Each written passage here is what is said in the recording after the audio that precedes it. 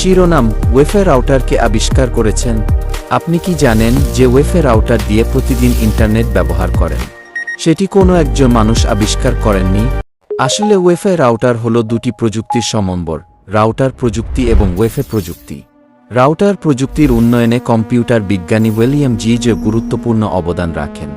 অন্যদিকে ওয়েফে প্রযুক্তির ভিত্তি হল এর 802.11 মান, যা 1997 সালে প্রকাশিত হয়।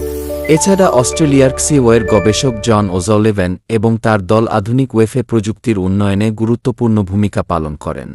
তাই ওয়েফে রাউটার কোনো একজনের আবিষ্কার নয়, এটি বহু বিজ্ঞানী ও প্রকৌশলীর দীর্ঘদিনের গবেষণার ফল। এখন আপনি জানলেন, ওয়েফে রাউটার কোনো ব্যক্তির আবিষ্কার নয়, বরং এটি বিশ্বজুড়ে বিজ্ঞানীদের যৌথ প্রচেষ্টার ফল। এমন আরও চমকপ্রদ সাধারণ জ্ঞানের ভিডিও পেতে আমাদের ফলো করুন। ধন্যবাদ।